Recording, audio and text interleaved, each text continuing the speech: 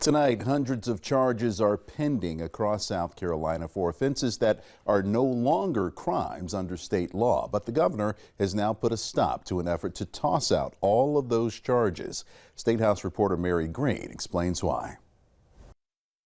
For 2 years in a row, a bipartisan bill to dismiss certain pending gun charges has passed in the General Assembly with broad support. And twice now, Governor Henry McMaster has vetoed it. But the legislation's lead sponsor remains optimistic his bill could still be enacted into law. The majority of the legislature understands and realizes that this is a necessity. The bill would automatically dismiss pending charges for unlawful possession of a handgun if that offense is no longer illegal after the implementation of South Carolina's permitless carry law last year. For example, the Uber driver who keeps their gun between the seat when they drive out late at night but didn't have a concealed weapons permit at the time would be charged with unlawful carrying of a pistol. If the unlawful possession charge is used as probable cause for another offense, that other charge would not be automatically dismissed under this bill. People convicted of these offenses prior to the permitless carry law's enactment can try to get their convictions expunged,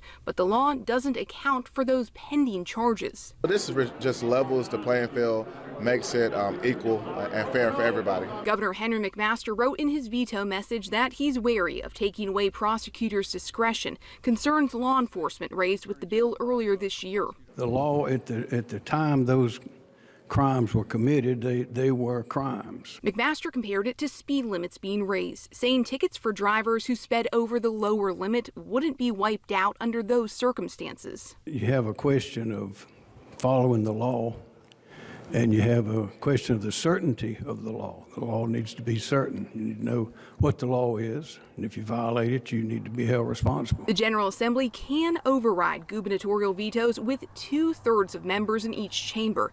This week, senators unanimously voted to do that, but the House of Representatives adjourned without taking a vote, and the legislature isn't planning to be back in session the rest of this year. But that doesn't mean this bill is quite dead yet. House members could still vote on overriding this veto when they return here in January for the second year of this 2-year legislative session.